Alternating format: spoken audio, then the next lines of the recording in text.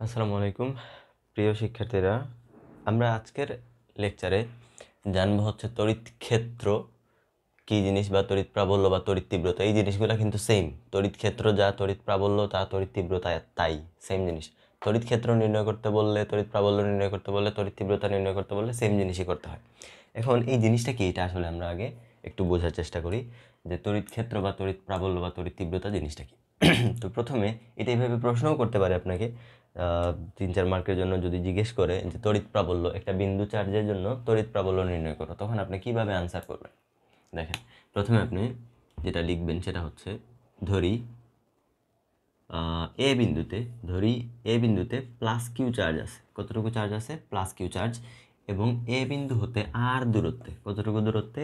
আর দূরত্বে P R একটা বিন্দু, এই পি বিন্দুতে হচ্ছে কিউ নট পরিমাণ চার্জ আছে। কতটুকু চার্জ আছে? প্লাস কিউ নট পরিমাণ চার্জ আছে। তাহলে এই কথাগুলো বাংলায় লিখবেন যে ধরি এ বিন্দুতে প্লাস কিউ চার্জ আছে এবং এ বিন্দু হতে আর দূরত্বে পি বিন্দুতে প্লাস কিউ নট চার্জ রাখা আছে। প্লাস কিউ চার্জের জন্য পি বিন্দুতে তড়িৎ প্রাবল্য নির্ণয় করতে হবে। কথা কি বুঝছেন? আচ্ছা, আমি লিখে দিচ্ছি, দেখেন। ধরি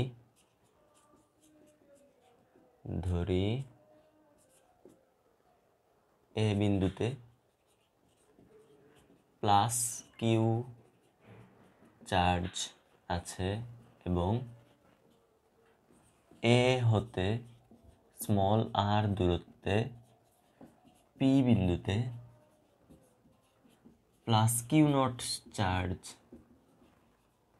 আচ্ছা, লিখলাম, ঠিক আছে। তারপর লিখবো আমরা প্লাস কিউ এর জন্য পি বিন্দুতে তড়িৎ প্রাবল্য নির্ণয় করতে হবে। তড়িৎ প্রাবল্য নির্ণয় করতে হবে, এটা হচ্ছে আমাদের কাজ। তো এটা আমরা কোন প্রশ্নে আনসার করতেছি? যে বিন্দু চার্জের জন্য তড়িৎ প্রাবল্য নির্ণয়। প্রশ্ন বোঝা গেছে, বিন্দু চার্জের জন্য তড়িৎ প্রাবল্য নির্ণয়। সরাসরি এটা প্রশ্ন করে না, আবার করতেও পারে, শিখে রাখা ভালো। তাহলে বিন্দু চার্জের জন্য আমরা তড়িৎ প্রাবল্য নির্ণয় করব। প্লাস কিউ চার্জের জন্য তড়িৎ প্রাবল্য বের করব কোন বিন্দুতে? পি বিন্দুতে। আমাদের টার্গেট হচ্ছে পি বিন্দুতে তড়িৎ প্রাবল্য কত সেটা নির্ণয় করা, ঠিক আছে। তাহলে পি বিন্দুতে তড়িৎ প্রাবল্য নির্ণয় করতে হবে। এখন আমরা যেটা লিখবো সেটা হচ্ছে প্লাস কিউ আর কিউ নট, এই দুইটার মধ্যে কুলম্বের বল কতটুকু কাজ করতেছে। তাহলে আমরা লিখতে পারি এক্ষেত্রে পি বিন্দুতে স্থাপিত প্লাস কিউ নট চার্জ এবং এ বিন্দুর প্লাস কিউ এর মধ্যে কুলম্বের বল এফ ইকুয়াল টু কত হবে? এফ ইকুয়াল টু আমরা জানি কুলম্বের সূত্র 1/4πε0। চার্জ দুইটার গুণফল প্লাস কিউ আর কিউ নটকে গুণ করলে হয়ে যাবে কিউ নট, মধ্যবর্তী দূরত্বের স্কোয়ার। এই যে মধ্যবর্তী দূরত্বের স্কোয়ার হয়েছে, এটা হচ্ছে কুলম্বের বল। এতটুকু হইল কুলম্বের বল। এখন আমরা তড়িৎ প্রাবল্যের সংজ্ঞা জানি। তড়িৎ প্রাবল্য বা তড়িৎ ক্ষেত্র বলেন বা তড়িৎ ক্ষেত্র প্রাবল্য বলেন, একই জিনিস। তড়িৎ প্রাবল্যের সংজ্ঞা হচ্ছে কোনো বিন্দুতে স্থাপিত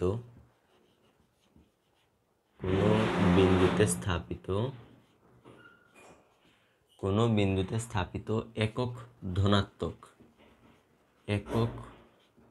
ধনাত্মক আধানের উপর ক্রিয়াশীল বলকে ওই বিন্দুর তড়িৎ প্রাবল্য বলে, ঠিক আছে। এটা হচ্ছে সংজ্ঞা, এটাকে সমীকরণ 1 দিলাম। তাহলে কোনো বিন্দুতে স্থাপিত একক ধনাত্মক আধানের উপর ক্রিয়াশীল বলকে ওই বিন্দুর তড়িৎ প্রাবল্য বলে। সংজ্ঞাটা একটু মনে রাখবেন। এখন কি স্থাপন করতে হবে? একক ধনাত্মক আধানের উপর ক্রিয়াশীল বল। কতর উপর ক্রিয়াশীল বল? একক ধনাত্মক আধানের উপর। অর্থাৎ তড়িৎ ক্ষেত্র প্রাবল্য কি বোঝায় আমাকে, বা তড়িৎ ক্ষেত্র কি জিনিস? তড়িৎ ক্ষেত্র হচ্ছে, মনে করেন যে এইখানে একটা চার্জ আছে, কিউ চার্জ আছে। তো এই কিউ চার্জের যে এরিয়া আছে তার আশেপাশে কোনো একটা জায়গায় আমরা কি কী করলাম, মনে মনে +1 কুলম্ব চার্জ স্থাপন করব। কতটুকু চার্জ স্থাপন করব, +1 কুলম্ব চার্জ। মনে করেন এটা হচ্ছে পি বিন্দু, পি বিন্দুতে ক্ষেত্র প্রাবল্য কত সেটা আমি জানতে চাই। যে বিন্দুতে আমার প্রাবল্য দরকার সেখানে আমি মনে মনে +1 কুলম্ব চার্জ স্থাপন করব। সেই 1 কুলম্ব চার্জের উপরে এই যে বড় কিউ সে যতটুকু ধাক্কা দিবে বা টান দিবে সেটাই হচ্ছে এই বিন্দুতে তড়িৎ প্রাবল্য। যেমন এটা হচ্ছে বড় কিউ প্লাস কিউ, অনেক বিশাল চার্জ। এখন হ্যাঁ, তো কি হচ্ছিল এখানে আমাদের এখানে বললাম যে আমাদের +কিউ চার্জ আছে, আমরা এই বিন্দুতে পি বিন্দুতে আমরা তড়িৎ প্রাবল্য নির্ণয় করতে চাই। এটা হচ্ছে আমাদের পি বিন্দু, পি বিন্দুতে হচ্ছে আমরা তড়িৎ প্রাবল্য নির্ণয় করতে চাই। যে বিন্দুতে তড়িৎ প্রাবল্য নির্ণয় করতে চাই সেখানে আমরা +1 কুলম্ব চার্জ আনলাম। আনার পরে এই +1কে আমরা জিজ্ঞেস করব যে তুমি কতটুকু বল অনুভব করতেছো। কে তারে বল দিবে, এই যে সে তারে বল দিবে। তো আমরা তাকে জিজ্ঞেস করবো, +1কে জিজ্ঞেস করবো যে তুমি কতটুকু বল অনুভব করতেছো। সে বললো যে আমি বাইরের দিকে 20 নিউটন বল অনুভব করতেছি। ঠিক আছে, তো সে যদি বাইরের দিকে 20 নিউটন বল অনুভব করে তার মানে এই পি বিন্দুর তড়িৎ প্রাবল্য 20। বোঝা গেছে কিনা? আবার যদি আমার মনে করেন যে আমার ইচ্ছা হইলো যে আমি এই বিন্দুতে তড়িৎ প্রাবল্য জানতে চাই, এই বিন্দুতে মনে করেন বি বিন্দু, এটার কি হইলো আমার বি বিন্দুতে তড়িৎ প্রাবল্য বের করতে চাই, বি বিন্দু।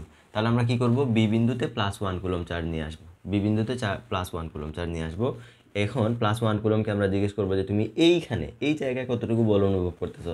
সে আমাকে বললো যে আমি হচ্ছে 80 নিউটন বল অনুভব করতেছি। তাহলে আমি জেনে গেলাম যে এই বিন্দুর তড়িৎ প্রাবল্য হচ্ছে 80 বা 80। ঠিক আছে, তাহলে +1 কুলম্ব চার্জের উপরে যতটুকু বল সেটাই হচ্ছে ওই বিন্দুর তড়িৎ প্রাবল্য। এখন মনে করেন যে আমার কাছে +1 কুলম্ব নাই, +1 কুলম্ব চার্জ আমি কোথাও থেকে ম্যানেজ করতে পারি নাই যে এই বিন্দুতে না টেস্ট করব। আমার কাছে হচ্ছে কিউ কুলম্ব চার্জ আছে, কিউ কুলম্ব চার্জ আছে বা Q0 কুলম্ব চার্জ আছে। এখন আমি Q0কে জিজ্ঞেস করলাম যে Q0 না চিন্তা করে এইভাবে চিন্তা করেন যে আমি এখন +1 পাই নাই, +2 কুলম্বের একটা চার্জ পাইছি। তো +2 কুলম্বকে এই বিন্দুতে স্থাপন করছি। স্থাপন করার পরে তারা জিজ্ঞেস করলাম যে এই বড় কিউ তোমাকে কত বলে ধাক্কা দিতেছে। সে আমারে বললো যে আমাকে তো 100 নিউটন বলে ধাক্কা দিতেছে। তাহলে এই 100টাকে আমার তড়িৎ প্রাবল্য হবে? হবে না, কারণ তড়িৎ প্রাবল্য হইতে হলে একক ধনাত্মক আধানের উপর চার্জ হইতে হয়। এখানে ধনাত্মক আধান কত হয়ে গেছে, 2। তাহলে আমি এইভাবে চিন্তা করতে পারি না যে +2 কুলম্বের উপরে আকর্ষণ বল বা বিকর্ষণ বল হচ্ছে 100 নিউটন। তাহলে একের উপরে আকর্ষণ বা বিকর্ষণ বল কত হবে, 100/2। 100/2 না, ইকুয়াল টু কত, 50 না? তার মানে এই যে 100/2 পাইলাম সেটাই কি আমাদের একক ধনাত্মক আধানের উপরে চার্জ। এই যে 100 পাইলাম আমরা, 100/2 ইকুয়াল টু কত পাইছি আমরা, 50। এই যে 50 এটাই কিন্তু আমার তড়িৎ প্রাবল্য, কারণ এককের উপরে প্রযুক্ত বল। তাহলে এই যে এককের উপরে প্রযুক্ত বল এটা আমরা কীভাবে পাইলাম, টোটাল বল ছিল 100 নিউটন, টোটাল চার্জ ছিল 2, তার মানে টোটাল বল ডিভাইডেড বাই চার্জ। তার মানে টোটাল বল ডিভাইডেড বাই চার্জ যেটা এনে বসাইছিলাম সেটা ইকুয়াল টু কিন্তু আমরা পেয়ে যাই তড়িৎ প্রাবল্য ঐকিক নিয়ম থেকে। ঠিক আছে, তো এই জিনিসটাই এখন আমরা লিখবো। এটা বোঝানোর জন্য বললাম যে ঐকিক নিয়ম থেকেই কিন্তু এই সূত্রটা আসছে। তাহলে আমরা এখন লিখি, প্রাবল্য কী জিনিস বুঝছেন, একক ধনাত্মক আধানের উপরে যতটুকু ধাক্কা বা টান সেটাই হচ্ছে ওই বিন্দুর তড়িৎ প্রাবল্য। তাহলে আমরা যদি বলি একক ধনাত্মক আধান ক্রিয়াশীল হলো ওই বিন্দুর তড়িৎ প্রাবল্য কত, তাহলে আমরা বলি দেখেন যে কোনো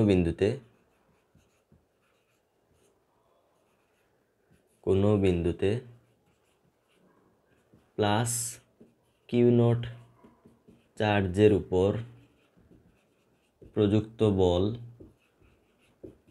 F হলে ওই বিন্দুর প্রাবল্যকে ই দিয়ে প্রকাশ করা হয়। ই ইকুয়াল টু হবে বল বাই চার্জ। যদি একটু আগে দেখলাম 100/2, তাই না? তাহলে বল বাই যে চার্জটা স্থাপন করা হয়েছে সেটা ইকুয়াল টু, তাহলে কী পাইছি আমরা, F/Q0, স্থাপিত চার্জ ডিভাইডেড বাই বল। বল আমরা সমীকরণে একে পাইছি না, আর স্থাপিত চার্জ কত স্থাপন করা হয়েছে, Q0 না? তাহলে এই যে সূত্রের মধ্যে যদি আমরা সমীকরণ 1 থেকে মান বসাই দিই তাহলে আমরা যেটা পাবো, ই ইকুয়াল টু, সমীকরণ 1 থেকে মান বসাচ্ছি, F ইকুয়াল টু এই যে এটা 1/4πε0 Q0 divided by R square, আর নিচে ভাগ আছে Q0। ঠিক আছে, তাহলে কি হবে, নিচের Q0 উপরের Q0 কাটা চলে যাবে, বাকি থাকবে কি 1/4πε0 Q/R স্কোয়ার। তাহলে যেটা পাচ্ছি আমরা 1/4πε0 Q/R স্কোয়ার। এতটুকু হচ্ছে আমাদের কিসের জন্য, বিন্দু চার্জের জন্য, একটি বিন্দু চার্জের জন্য তড়িৎ প্রাবল্য, বিন্দু চার্জের জন্য তড়িৎ প্রাবল্য। এটি বিন্দু চার্জের জন্য, বিন্দু চার্জ কোনটা, কিউ বিন্দু চার্জের জন্য তড়িৎ প্রাবল্য, প্রাবল্য মানে ক্ষমতা, কার ক্ষমতা কত, এখানে ক্ষমতা মাপছি কার, কিউ এর ক্ষমতা মাপছি কার সাহায্যে মাপছি, কিউ নট এর সাহায্যে মাপছি, ঠিক আছে। ক্ষমতা হচ্ছে কার মাপা হয়েছে, কিউ এর, এই যে পাওয়ার বা হচ্ছে প্রভাব কতটা মাপা হয়েছে, কিউ এর মাধ্যমে প্রভাবটা মাপা হয়েছে, ঠিক আছে। আচ্ছা, তাহলে এটাই হচ্ছে আমাদের তড়িৎ প্রাবল্যের ইকুয়েশন, বোঝা গেছে। এতটুকু দিয়ে দিলেই হবে আমাদের তড়িৎ প্রাবল্য। তারপর নিচে আপনি পরিচয় লিখে দিবেন, যেখানে কিউ হচ্ছে যার প্রাবল্য মাপা হচ্ছে সেই চার্জের মান, আর হচ্ছে যেই বিন্দুতে তড়িৎ প্রাবল্য মাপা হচ্ছে সেই বিন্দুর দূরত্ব। এই জিনিসগুলো এখানে লিখে দিবেন। এপসাইলন নট হচ্ছে শূন্যস্থানের বেদনযোগ্যতা, যার মান 8.854 × 10⁻12, ঠিক আছে। আচ্ছা, তারপরে এখান থেকে তো আপনারা বাদ বাকি সব আশা করি পারবেন। এপসাইলন নটের মান হচ্ছে কত, epsilon nought equal to 8.854 × 10⁻12, 8.854 × 10⁻12 newton metre square per coulomb square হচ্ছে একক, newton metre square per coulomb square হচ্ছে একক, ঠিক আছে। আচ্ছা, তাহলে এই অংশ গেল। এখন দেখি এখান থেকে কি কি ম্যাথ আসে।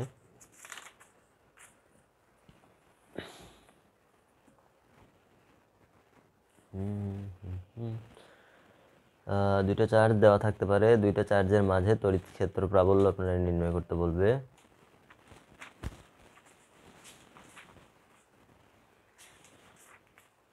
সেম জিনিস কুলম্বের বল যেভাবে নির্ণয় করতাম আমরা, ওই সেম প্রসেসে এটা করতে হবে।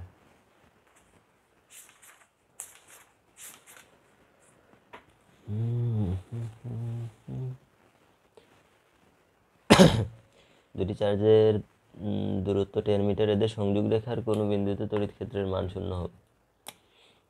এটাও নিষ্ক্রিয় বিন্দুরই অঙ্ক, সেটা এখন আমরা তড়িৎ ক্ষেত্রের মাধ্যমে করব। নিষ্ক্রিয় বিন্দুর অঙ্ক আমরা আগের লেকচারে দেখছিলাম না, তাহলে এটা কিন্তু শেষ। হ্যাঁ, এটা আমরা কোন প্রশ্নে আনসার করলাম, এটা হচ্ছে বিন্দু চার্জের জন্য তড়িৎ ক্ষেত্র প্রাবল্য নির্ণয় করো, এই প্রশ্নের আনসার। এখন আমরা যেটা করব সেটা হচ্ছে, এখন আমরা দেখব যে আমাদের একটা ম্যাথ বলছে যে 1.5 মাইক্রোকুলম্ব ও 3 মাইক্রোকুলম্ব দুটি চার্জের দূরত্ব 10 মিটার। 1.5 মাইক্রোকুলম্ব এবং আরেকটা কত, 3 মাইক্রোকুলম্ব দুটি চার্জের দূরত্ব, 3 মাইক্রোকুলম্ব দুটি চার্জের দূরত্ব কত দেওয়া আছে, 10 মিটার। এদের সংযোগ রেখার কোন বিন্দুতে তড়িৎ ক্ষেত্রের মান 0 হবে, 10 মিটার। এদের সংযোগ রেখার কোন বিন্দুতে, এদের সংযোগ রেখার কোন বিন্দুতে তড়িৎ ক্ষেত্র প্রাবল্য 0 হবে, এটা হচ্ছে প্রশ্ন। তাহলে দেখেন, একটা হচ্ছে 1.5, একটা হচ্ছে 3, যেহেতু চিহ্ন নাই আমরা ধরে নিব প্লাস আছে, তাহলে প্লাস 1.5 মাইক্রোকুলম, এখানে আছে প্লাস 1.5 মাইক্রোকুলম, আর তা থেকে 10 মিটার দূরে আছে এই জায়গায় কত আছে আবার, প্লাস 3 মাইক্রোকুলম, প্লাস 3 মাইক্রোকুলম। তো এটাকে নাম দিলাম এ বিন্দু, এটাকে নাম দিলাম হচ্ছে বি বিন্দু। এ তো কোথায় ক্ষেত্র প্রাবল্য 0 হবে, কোন বিন্দুতে ক্ষেত্র প্রাবল্য 0 হয়, প্রাবল্য 0 কোথায় হয়, নিষ্ক্রিয় বিন্দুতে না, গত লেকচারে আমরা শিখছি না এগুলা। নিষ্ক্রিয় বিন্দুতে কি হয়, ক্ষেত্র প্রাবল্য 0 হয়। তার মানে আমাকে কি বের করতে বলছে, নিষ্ক্রিয় বিন্দুই বের করতে বলছে, বোঝা গেছে, নিষ্ক্রিয় বিন্দু বের করতে বলছে। তাহলে এ আর বি এর মাঝে নিষ্ক্রিয় বিন্দু কোথায় হবে, এগুলো তো আগের লেকচারে আমরা খুব ভালো করে দেখে আসছি, যে যদি চার্জ যেহেতু সমধর্মী, তার মানে লাইনের মাঝে হবে, ছোট চার্জের পাশে হবে। তাহলে আমরা ধরে নিচ্ছি এ বিন্দু হতে এই যে এইখানে ডি বিন্দুতে এক্স দূরত্বে, পুরোটা যদি আর হয়, পুরোটা যে 10 মিটার সেটা কত আর না, এতটুকু যদি এক্স হয় তাহলে এখান থেকে এতটুকু কত আর মাইনাস এক্স, আর পুরা দূরত্ব দেওয়া আছে 10 মিটার। তাহলে আমাদের কি বের করতে হবে, ডি বিন্দুতে আমাদের ডি বিন্দুর অবস্থান নির্ণয় করতে হবে। ডি বিন্দুর অবস্থান মানে নিষ্ক্রিয় বিন্দু বের করতে হবে, এমন বিন্দু বের করতে হবে যেখানে প্রাবল্য 0, প্রাবল্য 0 মানে নিষ্ক্রিয় বিন্দু। তাহলে ডি বিন্দুর অবস্থান নির্ণয় করতে হবে। তাহলে ওই যে যথারীতি আগের মেথের মতো আমি আর করতেছি না, এটা পারা যাবে। শুধু লিখবেন, ধরি এ বিন্দু হতে এক্স দূরত্বে বি এর দিকে, এ বিন্দু হতে এক্স দূরত্বে বি এর দিকে ডি বিন্দুতে তড়িৎ প্রাবল্য 0 হবে। তারপর লিখবেন প্রশ্ন মতে ই, প্রশ্ন মতে কি লিখবেন, যেহেতু প্রাবল্যের কথা বলছে এই কারণে আমরা এই অঙ্ক বল দিয়ে করবো না, আমরা প্রাবল্য দিয়ে করব। তাহলে এ ডি এর প্রাবল্য আর বি ডি এর প্রাবল্য কি হবে, সেম হবে।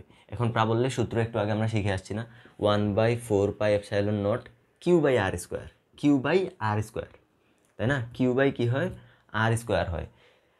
এখানে একটা কিউ থাকে, বলের ক্ষেত্রে দুইটা কিউ, এখানে কি একটা কিউ, কারণ আরেকটা 1 হয়ে যায়, তো ওইটা আর এখানে দেখাবেন না যে ওয়ানটা আর দেখানোর দরকার নাই। Q/r², আর মানে দূরত্ব কত, এক্সের স্কোয়ার। EBD ইকুয়াল টু কী হবে, 1/4πε0। এই যে কিউ চার্জ কার জন্য প্রাবল্য, এ এর জন্য, তাহলে QA 1/4πε0। বি এর জন্য প্রাবল্য, সেটা হবে কত, QB ডিভাইডেড বাই দূরত্ব কত, r-x, তার উপরে দিব আমরা স্কোয়ার। 1/4πε0 দুই সাইড থেকে কাটা চলে গেল। QA এর মান কত, এ বিন্দুতে চার্জ হচ্ছে 1.5 মাইক্রো, মানে 10⁻6 ডিভাইডেড বাই এটা QB, বি বিন্দুতে চার্জ কত, 3 মাইক্রো, মানে 10⁻6, দূরত্ব হচ্ছে r-x হোল স্কোয়ার।